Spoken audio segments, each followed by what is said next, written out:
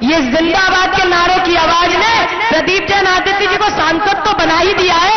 अब ये देखना बाकी है कि सरकार में मंत्री पद लेके झांसी में वो कब लौटेंगे। अब बस इतना देखना बाकी रह गया है। साधना भारती ये कहने आई है, ये भाजपा वाले बड़े ही चालाक हैं। ये हिंदू मुसलमान में बांटने की बात करते हैं। कभी कहते हैं लाल हिंदुओं का है, हरा मुसलमानों का है। अरे मैं कहती हूँ नफरतों का हाथ देखो, जानवरों का भी बंटवारा हो गया। गाय हिंदुओं की हो गई और बकरा मुसलमानों का प्यारा हो गया। अरे मंदिरों में हिंदू, गिरजाघरों में ईसाई, गुरुद्वारों में सिख, तो मस्जिदों में देखे मुसलमान। ये सोचकर हुई परेशान कि कहां मिलेंगे इंसान। ये पेड़ पौधे, ये पत्ते, ये शाखाएं परेशान हो जाए अगर परिंदे भी हिंदू और मुसलमान हो जाए। सूखे मेवे भी ये देखकर हैरान हो गए, न जाने कब नारियल हिंदू और खजूर मुसलमान हो गए। अरे ना मंदिरों को जानते हैं, ना मस्जिदों को जानते हैं, ना शिवालों को जानते हैं। जो भूखे पेट होते हैं वो बस निवालों को जानते हैं, बस निवालों को जानते हैं। अंदाज जमाने को खलता है कि साधना भारती का चिराग हवा के खिलाफ क्यों जलता है। अरे मैं अमन पसंद हूं, मेरे शहर में दंगा रहने दो, मेरी छत पे भारत का तिरंगा रहने दो।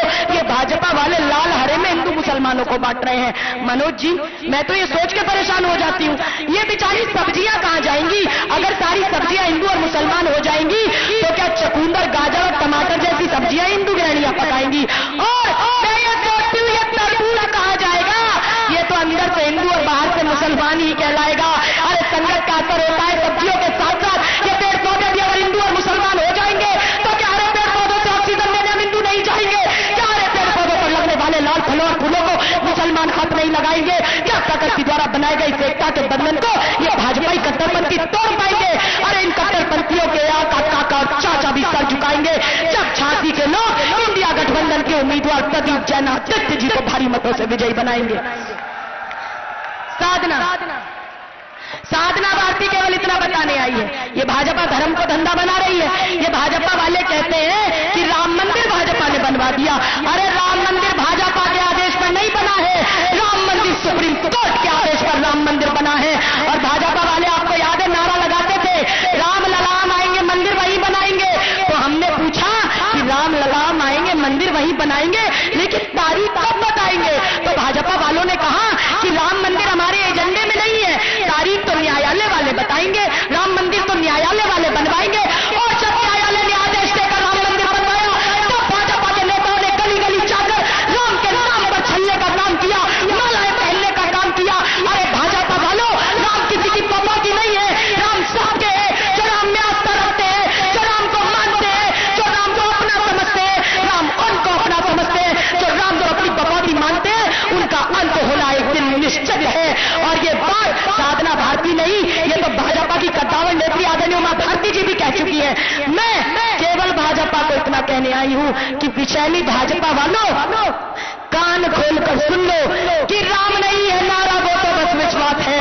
भौतिकता नहीं है, वो तो दिलों की प्यास है। अरे राम नहीं मोहताज किसी के झंडों का, सन्यासी साधु और पंडों का। राम नहीं मिलते ईटा और गारा में, राम मिले निर्धन की अरशुधारा में। राम मिले हैं वचन निभाती आयु को, राम मिले हैं घायल पड़े जटायु को। राम मिले हैं अंगर वाले पांव में, राम मिलेंगे पंचवटी की छाव में। राम मिले हैं मर्यादा से जीने में, राम मिलेंगे बजरंगी के सीने में। राम मिले हैं वचनबद्ध वनवासों में, राम मिले हैं केवट के विश्वासों में। राम मिले हैं अनुसैया की मानवता को, राम मिले हैं सीता जैसी पावनता को। राम मिले हैं पत्थर बनी अहिल्या को, राम मिले हैं ममता महिमा कौशल्या को। अरे राम नहीं मिलते मंदिर के फेरों में। अरे नरेंद्र मोदी और अमित शाह जी, राम नहीं मिलते झूठे वादों के ढेरों में। क्योंकि राम मिले शबरी के मीठे बेरों में। मैं भी एक सौगंध राम की खाती हूँ, मैं भी गंगा जल की कसम उठाती हूँ। मेरी भारत माँ मेरे लिए महान है, भारत मेरी पूजा है, सर्व धर्म का स्थान है। मेरा हिंदुस्तान धर्मनिरपेक्षता की पहचान है। और भाई को भाई से लड़ाने वाला भाजपा का हर शख्स सातिर और शैतान है। और ऐसे शैतानों को सबक सिखाना अब झांसी की जनता का काम है। और ये जनता उस काम को बखूबी निभाएगी जब आने वाली 20 तारीख को हाथ आपके पंजे के सामने वाला बटन दबाएगी, प्रदीप जैनादित्य जी को भारी मतों से विजयी बनाएगी। साधना भारती इतना कहने के लिए आई है कि जब पक्षी के पंखों पर हो पहरे बंदूक की गोली के, जब धरती के दामन पर हो दाग लहू की होली के, कैसे कोई सपने सजा दे गरीब मजदूर की खोली के, कैसे कोई तिलक लगा दे चंदन कुमकुम रोली के, कहां बनेंगे मंदिर मस्जिद, कैसी होगी राजधानी। अरे पीएम बनकर बदल गई नरेंद्र मोदी की वाली। अरे मंडल और कमंडल ही मातम का मौसम लाया था, आजादी की बेला पर मजहन में खून बहाया था। जब जब प्यार सिखाने वाले बस्ते मजहब के स्कूल गए, ऐसी दुर्घटनाओं के चलते हम देश बनाना भूल गए। कई बम्बों की गर्म हवाएं और कहीं पर त्रिशूल चले, फिर सोन चिड़ैया सूली पर है पंछी गाना भूल चले। बाम हुए, सब सियासत के नाम हुए, ऐसी आपाधापी जाग गई है सिंहासन को पाने की, मजहब पर दंडी बन गई है आप संसद में जाने की। ऐसे चुने हुए चांडालों से भारत माँ की लाज बचाने आए हैं अखिलेश यादव जी, राहुल गांधी जी अमावस की अंधियारी में दिया जलाने आए हैं, अमावस की अंधियारी में दिया जलाने आए हैं। मैं यही कहूंगी, आपको यही समझाना चाहती हूँ, आपको यही बताना चाहती हूँ कि जब कोयल की टोली गिद्धों के घर आ जाती है, तब बगुला भक्तों की टोली हंसों को खा जाती है। जब फूलों को तितली भी हत्यारी लगने लगती है, तब माँ की अर्थी बेटे को भारी लगने लगती है। जब भी जयचंदों का अभिनंदन होने लगता है, तब पत्राकों पे बंधन में चंदन रोने लगता है। अरे शेर को म्याऊं कह दे, क्या वो ताकत दिल्ली में है? दिल्ली में क्या ताकत होगी? ताकत तो दिल्ली में है। अरे भय बिन होए ना प्रीत गोसाई, रामायण सिखलाती है, रामधनुष की ताकत ही रावण पर विजय दिलाती है। केवल पाकिस्तान पर मत थोपो अपने पापों को, दूध पिलाना बंद करो अब आस्तीन के सांपों को। अपने सिक्के खोटे हो तो गैरों की बनाती है, फिल्म कला की नगरी मुंबई लाहू में बन जाती है। दिल्ली के अब सारे दफ्तर मेले मेले लगते हैं, कातिलों के खूनी खंजर संसद में पहले लगते हैं। कातिलों के कारनामों से पर्दा हटाना बहुत जरूरी है, पहले घर के गद्दारों को मिटाना बहुत जरूरी है। अरे पकड़ कर तुम्हें इनको खींचो खुले उजाले में, चाहे कातिल सात समुंदर पार छिपा हो ताले में। धर्म की आड़ में धंधा चलाने वालों से देश बचाने आए हैं राहुल गांधी जी, अखिलेश यादव जी अमावस की अंधियारी में दिया जलाने आए हैं, अमावस की अंधियारी में अब दिया जलाने आए हैं। राहुल गांधी जी और अखिलेश यादव जी आखिर क्या कह रहे हैं? वो तो यही कह रहे हैं कि भाई जितनी जिसकी संख्या भारी उतनी उसकी भागीदारी के तर्ज पर हम जातिगत जनगणना कराने का काम करेंगे। ये हमारा लक्ष्य है और उस लक्ष्य को पूरा करने का काम करेंगे। क्या आप भी चाहते हैं कि पीडीए का विकास हो? क्या आप भी चाहते हैं पीडीए को न्यायाधिकार मिले? तो आप जोरदार नारा लगा दीजिए, इंडिया गठबंधन जिंदाबाद। मुझे लगता है आवाज थोड़ी सी कम हो गई है, जरा जोरदार नारा लगाओ, ऐसा नारा लगाओ कि जो कुआं गांव में जब एक पिछड़े वर्ग के युवक अंकित राजपूत ने ऐसे ही सवाल अनुराग शर्मा से पूछ लिए, तो अनुराग शर्मा ने उस पिछड़े युवक की पिटाई कराई। अरे थाने में उसे बंद कराया। तो जरा अनुराग शर्मा के भी कान तक नारे पहुंच जाए कि अब पिछड़ों के साथ अति नहीं चलेगी, पिछड़ों का अपमान बर्दाश्त अखिलेश यादव जी और राहुल गांधी जी नहीं करने वाले। अरे हम तो एससी एसटी ओबीसी सहित सर्व समाज को उनके अधिकार दिलाने के लिए जातिगत जनगणना करा कर रहेंगे। तो दोनों हाथ खड़े करके नारा लगा दो, इंडिया गठबंधन जिंदाबाद, इंडिया गठबंधन जिंदाबाद। साधना भारती यही कहना चाहती है। मनोज जी का इशारा हो गया है, कह रहे हैं समय कम है, समय कम है। और ये हमारे समाजवादी पार्टी के, आम आदमी पार्टी के, कांग्रेस पार्टी के और भी नेता हैं जिन्हें बोलना है। कुछ ही देर में अखिलेश यादव जी भी आ जाएंगे, आदरणीय चंद्रपाल सिंह यादव जी भी आ जाएंगे, आपके प्रत्याशी प्रदीप जैन जी भी आ जाएंगे, राहुल गांधी जी भी आ जाएंगे। तो मैं केवल इतना कहने आई हूं कि जब वो आ जाएंगे तब भी आप लोगों से दोनों हाथ खड़े करके नारे भी लगवाऊंगी और आश्वासन भी दिलवाऊंगी। आपकी बेटी के लिए आपको दोनों हाथ खड़े करके आश्वासन देना पड़ेगा और मंच पर उपस्थित सभी लोगों को आश्वासन देना पड़ेगा। जब राहुल जी आएंगे उनके सामने भी मैं 2 मिनट के लिए आऊंगी मंच पर और आश्वासन दिलाने का काम करूंगी। मैं केवल इतना कहने के लिए अभी तो आई हूं कि ये भाजपा बड़ी बेतुकी बातें करती है।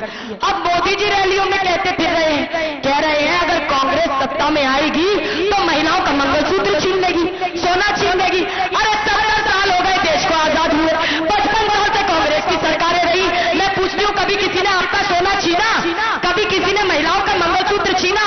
नहीं छीना। अरे इंदिरा गांधी जी ने इस देश को अपना सोना दान करने का काम किया जब जंग हुई, राजीव गांधी जी इस देश के लिए शहीद हुए, सोनिया गांधी जी ने अपना मंगलसूत्र इस देश पर कुर्बान करने का काम किया। और जिन लोगों ने इस देश के लिए अपनी उंगली तक शहीद नहीं कराई, आज वो महिलाओं के सम्मान की बात करते हैं, ये वही लोग हैं। मैं पूछना चाहती हूँ नरेंद्र मोदी जी, आज आपको महिलाओं के मंगलसूत्र का सम्मान याद आ रहा है? अरे जब मोदी जी ने संसद में एक महिला सांसद को सुपर स्टार का बताया, तब मोदी जी के आपको महिला के मंगलसूत्र का सम्मान समझ नहीं आया? जब मोदी जी ने एक ब्याता महिला को 50 करोड़ की गर्लफ्रेंड कहकर अपमानित कराया, तब मोदी जी आपको महिला के मंगलसूत्र का सम्मान समझ नहीं आया? जब मोदी जी ने गुजरात में बलात्कारियों को संस्कारी बताने वालों को चुनाव लड़ाया, तब मोदी जी आपको महिला के मंगलसूत्र का सम्मान समझ नहीं आया? जब भाजपा के नेता दया शंकर सिंह ने अरे एक दलित महिला मुख्यमंत्री की तुलना वैश्या से कराने का कुकृत्य कराया और आपने उनको अपनी यूपी की सरकार में मंत्री बनाया, तब मोदी जी महिला के मंगलसूत्र का सम्मान याद नहीं आया? अरे मोदी जी ने एक शहीद की पत्नी को कांग्रेस की विधवा कहकर अपमानित कराया, तब मोदी जी आपको महिला के मंगलसूत्र का सम्मान याद नहीं आया? अरे मोदी जी, भाजपा में ऐसे कई नेता और कार्यकर्ता हैं जिन्होंने अपनी पत्नी को आजीवन वनवास पर भेजने का काम किया है। पहले चुटकी भर सिंदूर और मंगलसूत्र की कीमत उन्हें समझाओ, उसके बाद किसी को झूठे उपदेश सुनाओ। अरे कांग्रेस पार्टी को क्या याद दिलाना चाहते हो? ये वही कांग्रेस पार्टी है जिसने देश को प्रथम महिला प्रधानमंत्री देने का काम किया, प्रथम महिला राष्ट्रपति देने का काम किया, प्रथम महिला दलित लोकसभा स्पीकर देने का काम किया, उत्तर प्रदेश की प्रथम महिला मुख्यमंत्री सुचेता कृपलानी को देने का काम किया। अरे हम तो मानते हैं नारी परामर्श में मंत्री, गृह कार्य में दासी, धर्म कार्य में धर्म पत्नी, इसने करते हुए माता विलास में रंभा और क्रीड़ा में मित्र का स्थान रखती है। ऐसी नारी को अपमानित किया जाता है। नारी का सम्मान होना चाहिए। जो व्यक्ति एक नारी का सम्मान नहीं कर सकता, वो अपनी माँ, बहन और बेटी के साथ साथ भारत माता का भी सम्मान नहीं कर सकता, भारत माता का भी सम्मान नहीं कर सकता। और इसीलिए मैं तो यही कहने के लिए आई, हमने जो वादे किए हैं उन्हें हम निभाएंगे। इंडिया गठबंधन का वादा है, जैसे इंडिया गठबंधन की सरकार बनेगी, प्रदीप जैनादित्य जी सांसद बनेंगे, तो हम हर परिवार की प्रमुख महिला को 1 लाख रुपए साल के देने का काम करेंगे। जैसे इंडिया गठबंधन की सरकार बनेगी, मेरे युवा भाई बड़ी तादाद में है भैया, जो ग्रेजुएट हो चुके हो, कॉलेज की पढ़ाई पूरी कर चुके हो, आप सबको भी साल के 1 लाख रुपए हम देने का काम करेंगे।